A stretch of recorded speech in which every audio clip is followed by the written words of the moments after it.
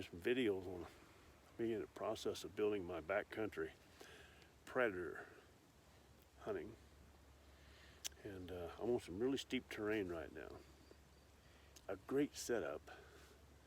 I've seen bobcat back here, and you think there'd be mountain lion and bear. I've seen bear in this part of the country. I've not seen coyote back here. But I wanted to try out a piece of equipment today and give you a review of it. First of all, let me show you my terrain. It's almost impossible to walk out here in these clear-cut areas. But if you look, you'll see I've got a clear area with nice ridge line, forest lines, brush lines all around me, tree lines. See a vehicle down there, so I'm not going to be doing live firing. They're working back here today. So it's a typical setup. Now if you look where I'm standing, you can't really see with the camera, it's pretty steep. This slopes down to my left, but as I come to my right, it slopes quite a bit up. That's going to be a pretty good test, I think, for this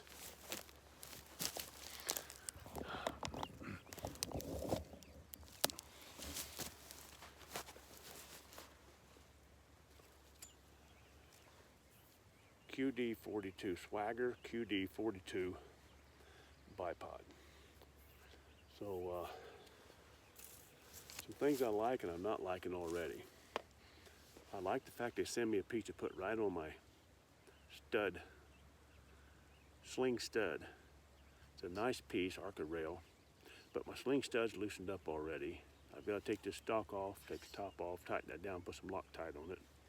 My goal, if I keep the rail, keep the bipod, I'm gonna put an Arca rail right here so I can move it up and down.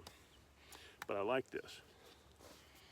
The bipod, obviously like steel, well designed, made in the United States of America, fairly decently priced for a piece of American equipment. It's pretty high quality.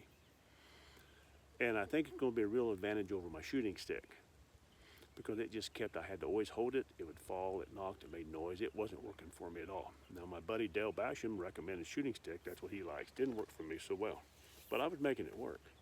The quick attach just comes up here, a little difficult right now because my swivel's stud loosened up on my swivel, which means I can't get it up here.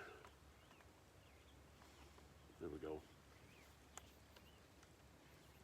It snaps into place pretty nice. So if that swivel stud hadn't loosened up on me, that would have been fairly easy. And the adjustments are pretty good, though I gotta say these long adjustments are a little hard to make after you've gotten them on. But you just bring them out, adjust. And up here where I'm at, it's gonna take pretty much full adjustment. Maybe I'll go about half on that last one. They start out real stiff, they're getting a little bit better to work. They seem to lock in good. Good. Now where I feel I gotta be careful is when I'm setting up, it's not bang these things together as I'm getting. In fact, you might be smart to lock them. Ouch, don't get your finger in there. Bring your gun around, weapon around. Now, unlock them. Now spread them out. Okay.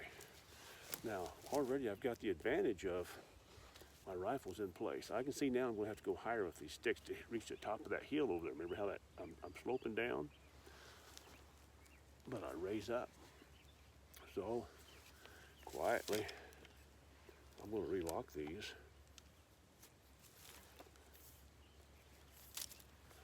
Pull it around. Give myself full length. That's 42 inches completely stretched out, and I need every bit of it on these slope.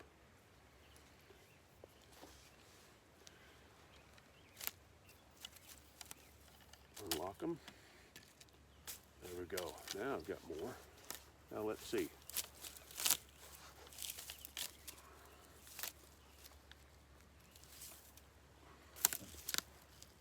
That lets me work that ridge.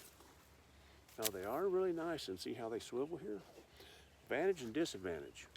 Let go of your rifle, it can kind of swivel on you, fall over. That's not good. But still, it frees up one hand to take and, well, let's say, use a game call, or bring a call to my mouth quietly, things like that. And working down here in front of me is fairly decent.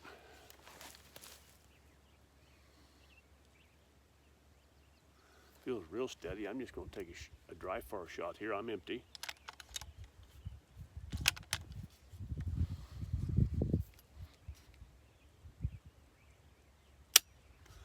That felt pretty steady.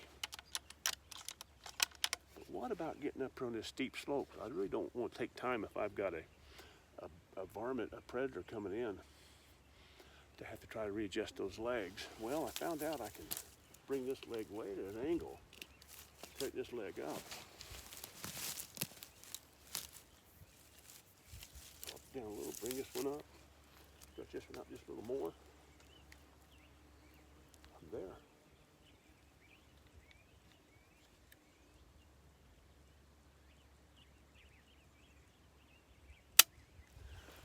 A little more wiggle than I liked, but I would say overall I'm going to enjoy learning to use this. I still think it's best to be able to shoot off your knees and your legs in positions like this, but nice to help you hold your rifle up, stretch it out. In fact, I tell you what I think I'll do. I think I'll go ahead and get me a little dry fire practice. Then now that this machinery's gone, I know there's a pickup down there somewhere, so I'm not going to be live firing. Let me go ahead and get me some dry fire practice in different places, different ranges. See how it works for me. You know, remember, you got to be quiet. That shooting up that mountain felt pretty good.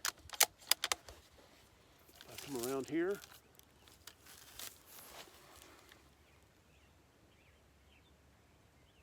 Felt pretty good.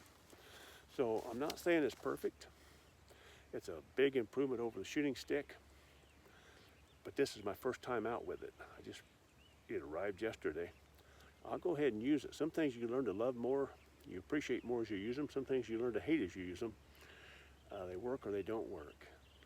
And so over the next course of this summer and then into the next winter, I'll work on this and tell you what I think of it. I'll get that arca rail put on there so it's solid, and I can adjust it where I want it for different situations.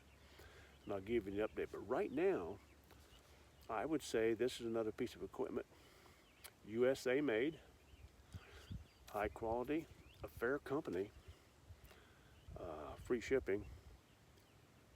I believe it's a product I would at this point recommend. Hey, shoot straight, speak the truth, ride well, backcountry marksmanship.